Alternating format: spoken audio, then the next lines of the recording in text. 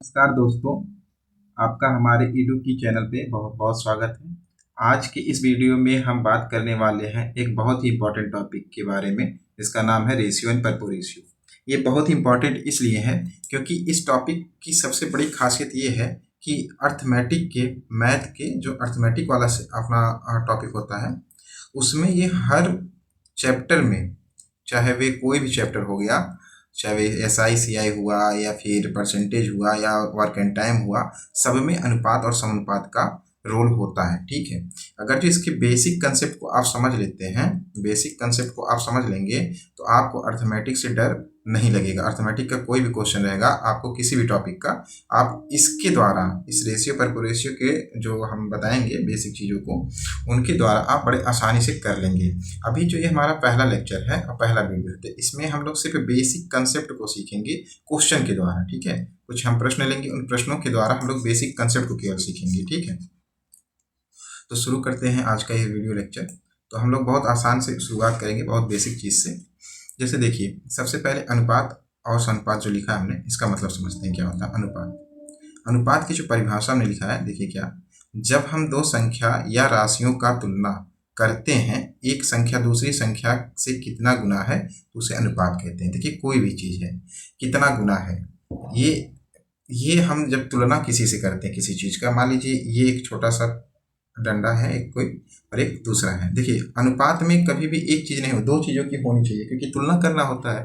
तो अनुपात ये समझ लीजिए, सीधी सीधी आसान शब्दों में हम कहें तो अनुपात का मतलब ही तुलना करना होता है। ठीक है, अनुपात का मतलब ही तुलना करना होता है। आसान शब्दों में अनुपात का मतलब क्या है? तुलना करना। ठीक,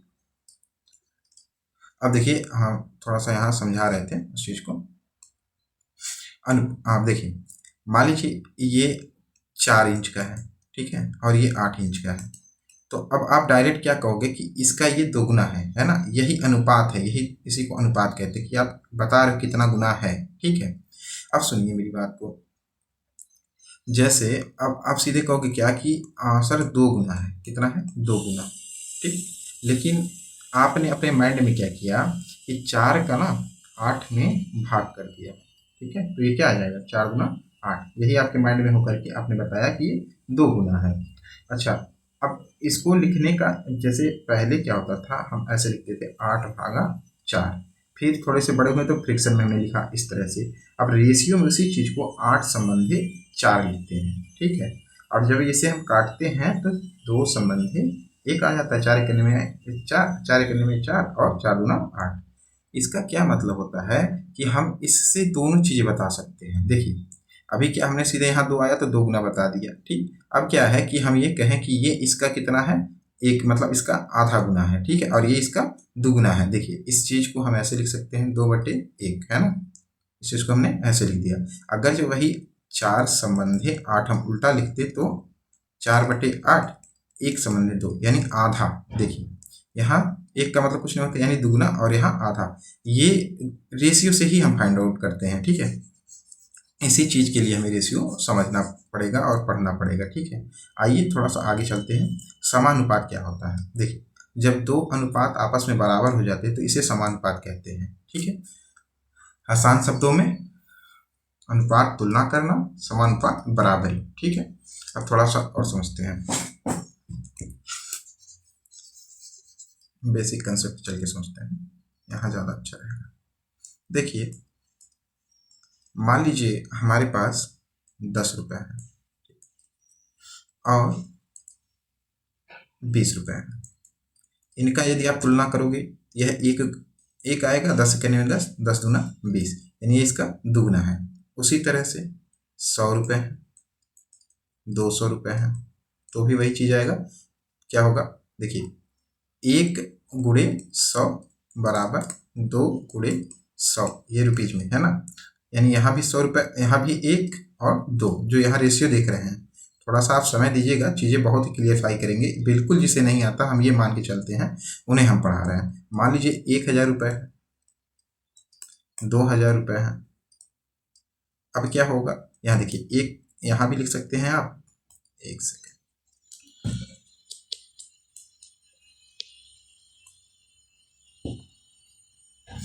अब यहाँ भी हम एक लिख के 1000 कर दें, रुपीज़ और 2 लिख के 1000 रुपीज़। आप एक चीज़ नोटिस करोगे, एक चीज़ आप नोट करोगे कि यहाँ जो है, ये देखिए, यहाँ अगर यहाँ हम करें तो 1 × 10 और 2 × 10 लिख सकते हैं, है ना। 2 × 10 तो ये भी 20 रुपीज़ हो जाएगा, है ना। तो यहाँ आप एक चीज़ नोट करोगे, यहाँ भी देखो 1 और ये 2 आया, यहाँ भी 1 और ये 2 आया, यहाँ भी 1 और ये 2 आया। यानी ये चीज़ें कभी भी चेंज नहीं हो रही हैं, जो रेशियो हैं वे हमेशा सेम रहा है। वेरिएबल क्या है, इसके बाद में जो आ रहा है वे 100, 10, 10, 100, 1000, है ना। 10, 100, 1000 ये चीज़ें बस चेंज हो रही हैं, कभी 10, कभी 100, कभी चेंज, सॉरी 1000। लेकिन यहाँ देखिए 1, 1, 1, 2, 2, 2, यानी कि जब भी हम रेशियो को लिखेंगे ना तो 1 × x रेशियो 2 × x इस तरह से लिख सकते हैं। ये हमारा कांस्टेंट टर्म हो गया, ये हमारा वेरिएबल हो गया, इसे हम वेरिएबल कहते हैं और इसको हम कांस्टेंट कहेंगे, ठीक है। ये चीज़ होता है। थोड़ा सा और चीज़ बताते हैं। देखिए, कहने का मतलब क्या हुआ कि चाहे वे 10 हो, 10 हो, सॉरी एक सेकेंड, 10 और 20 लिखा हो, 100 या 200 लिखा हो, 1000 या 2000 लिखा हो, इन सब का अनुपात जो आएगा वे एक संबंधी 2 आएगा, ठीक है। देखिए 10 करने में 10, 10 दूना 20, 100 करने में 100, 100 दूना 200, 1000 करने में 1000, 1 दूना 2, ठीक है। तो ये सब क्या आएगा, यही चीज़ें ही आएंगी, ठीक है। अब एक सेकेंड और चीज़ को क्लियरफाई करते हैं। तो इसको जब भी हमें लिखना होगा तो हमेशा रेशियो को इम्पॉर्टेंट क्या है, 1x रेशियो 2x लिखेंगे, ताकि जो भी रहे हमारा ये वेरिएबल वे हम याद मतलब अपने दिमाग में रख सकें, माइंड में, ठीक है। अब एक चीज़ और समझिए, इतना तो समझ गए होंगे। अब एक चीज़ देखिए, जब भी हम इसमें मल्टीप्लाई कर रहे हैं, मान लीजिए इसमें किससे कर रहे हैं, 1/2 है, तो दोनों में 10 से गुणा कर रहे हैं, है ना। एक सेकेंड अच्छे से और समझते हैं।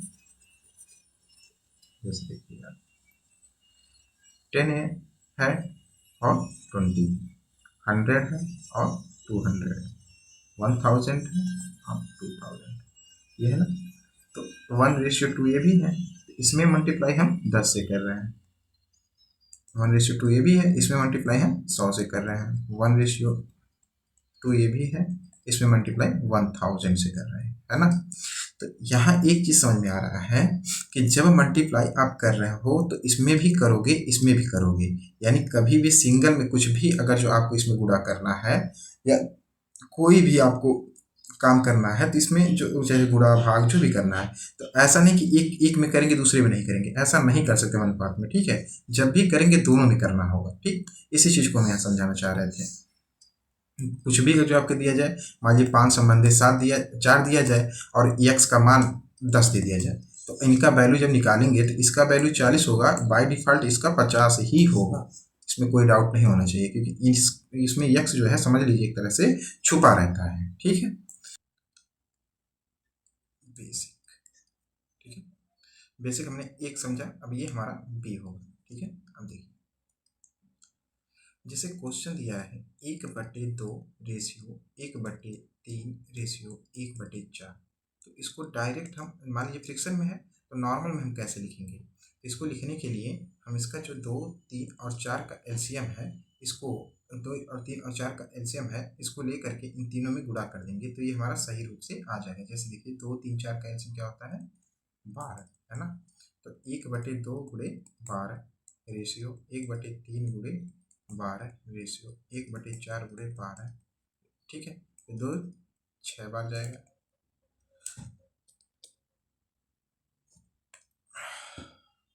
और ये 4 बार जाएगा और ये 3 बार जाएगा, तो ये क्या आ जाएगा, 6 संबंधी 4 संबंधी 3। मतलब यदि A ratio B ratio C बराबर इतना दिया होता तो उसका वैल्यू ये आ जाता, ठीक है।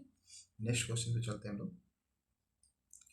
थोड़ा सा इसी चीज़ को और थोड़ा सा क्लियरफाई करते हैं। मान लीजिए 1/6 दिया रहे, रेशियो 1/5 लिखा गया, 1/4 दिया जाए।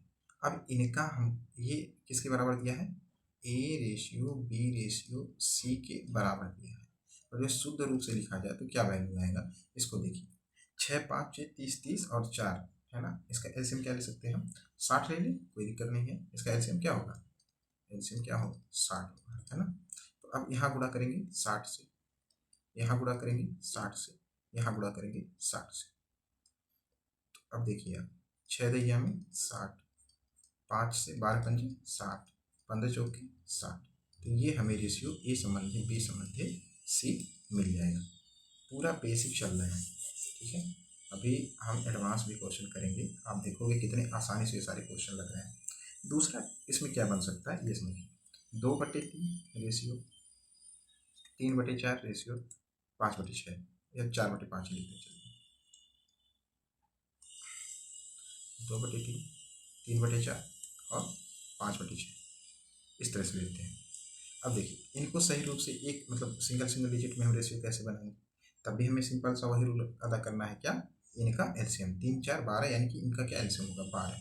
तो हम मल्टीप्लाई करेंगे किससे, 12 से, इसमें 12 से इसमें, मतलब है ना, और 12 से इसमें। अच्छा थोड़ा और अच्छे से लिखते हैं ताकि आपको सही से समझ में आए, तो आप कहोगे उसी में पहुँच रहे हैं, है ना। एक से देखिए 2/3 गुणे 12 फिर अनुपात, 3/4 गुणे 12 फिर अनुपात, 5/6 गुणे 12, है ना।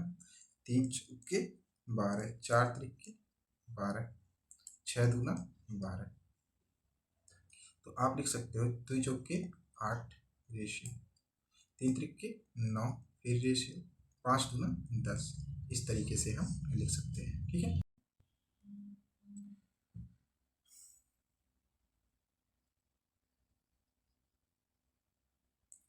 अब हम लोग सी टाइप पे चल रहे हैं, ठीक है। सी टाइप में क्या होता है उसको समझते हैं। देखिए सी टाइप क्या है, कहने का मतलब ये है कि ये जो हम बता रहे हैं ना, ये सारे के सारे आपको क्वेश्चन में मिलेंगे। जो हार्ड क्वेश्चन है उनमें ही ये चीज़ें मिलती हैं। तो अगर जो आपको बेसिक चीज़ नहीं समझ में आती है तो इसलिए आप उसको कर नहीं पाते। जैसे सी टाइप में चलते A/2 बराबर B/3। तो इसको आप जब लिखोगे ना तो A संबंधी B बराबर 2 संबंधी 3 लिखोगे। आओ देखो कैसे समझते हैं इसको थोड़ा सा। तो B इधर आ जाएगा, है ना, पक्षांतर होकर के, उधर अंश में है, इधर आके वे हर में बन जाएगा। ये इधर हर है, उधर जाके वे अंश में बन जाएगा, ठीक है। और हमको पता है A/B, इसको सीधे लिखेंगे A संबंधी B बराबर 2 संबंधी 3, ठीक है। ये तरीका होता है। अब इसमें एक चीज़ और समझते हैं थोड़ा सा, हाँ इधर मिटा करके समझते हैं, एक सेकेंड देखो, एक चीज़ और हम बताते हैं। अगर जो A/B sorry A/2 ratio B/3 बराबर A संबंधी B बराबर 2 संबंधी 3 हो सकता है, तो क्या A/2 ratio B/3 ratio C/4 में A संबंधी B संबंधी C 2 संबंधी 3 संबंधी 4 नहीं होगा? बिल्कुल होगा, ठीक है। इस चीज़ को अगर क्लियरफाई करवाना है तो हम कर देते हैं, देखिए, ताकि आपको कंसेप्ट अच्छे से बता रहे हैं। तो चलिए पहले हम इन दो को लेते हैं, ठीक है। तो A संबंधी B आपका क्या आएगा, 2 संबंधी 3, कोई दिक्कत नहीं। अब इन दोनों को लेंगे, अभी हमने पहले इन दोनों को लिया, अब इन दोनों को लेंगे। तो B संबंधी C हमने पहले से ही उसको समझा दिया है, तो डायरेक्ट आएगा, तो 3 संबंधी 4 आएगा, है ना। अब देखो यहाँ डायरेक्ट देखो, B दोनों में कॉमन है, यहाँ भी दोनों कॉमन है, तो डायरेक्ट हम लिख सकते हैं 2 संबंधी 3 संबंधी 4। यदि कॉमन ना हो तो इसी को कॉमन करके लिखते हैं, ठीक है। चलिए आगे चलते हैं, ठीक है। अब देखिए हमने कुछ बेसिक चीज़ों को सीख लिया है, आगे चलते हैं थोड़ा सा और अच्छे लेवल वाला बेसिक समझते हैं, डीप वाला टॉपिक, ठीक है।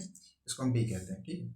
अब देखिए जैसे अब इसमें कुछ और नहीं है, जैसे मान लीजिए 2A/, ऐसे सोचिए 3 दिया हो बराबर 3B/4 दिया हो बराबर 4C/5, 4C/5 दिया, ठीक है। 4C/5 दिया हो। अब यहाँ A ratio B ratio C बताना है आपको। कैसे करेंगे अब इसको समझते हैं। देखिए हमारा क्या उद्देश्य होना चाहिए कि अगर जो ये जो इधर 2 है, इधर 3 है, इधर 4 है, ये हम हटा दें तो डायरेक्ट हम ये लिख सकते हैं ना कि A/3 B/4 और C/5 हो जाएगा और हम डायरेक्ट आंसर दे लेंगे। हाँ, तो इसको हटाने के लिए हम क्या करें, इनका एलसीएम ले लें, 2 का, 3 का और 4 का। 2 3 का 6, 6 4 और ले लेंगे तो 12। इनका एलसीएम क्या आ जाएगा, 2 3 और 4 का एलसीएम क्या है, 12। इस 12 का इन सब में मल्टीप्लाई कर दीजिए तो आंसर आ जाएगा। मतलब आंसर क्या, ये ऊपर वाला कट जाएगा। देखिए जैसे हम यहाँ लिखते हैं 2/3 गुणे, याद रखिएगा एक चीज, अभी तक हम अंश में कर रहे थे, है ना। अब क्या करेंगे, हर में करेंगे। किसमें करेंगे, गुणे 12 बराबर 3B/4 इंटू 12 बराबर 4C/5 इंटू, सॉरी ये, हाँ ठीक है 12।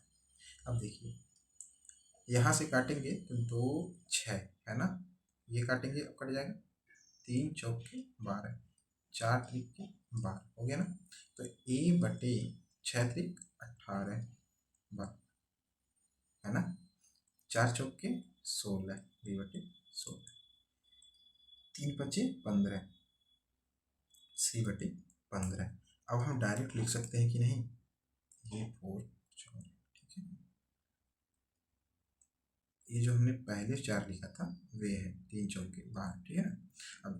अब हमारा A संबंधी B संबंधी C जो मैंने पहले बताया था डायरेक्ट लिखने वाला, ये 18 संबंधी 16 संबंधी 15 डायरेक्ट हम लिख सकते हैं। क्या बात समझ में आया। अच्छा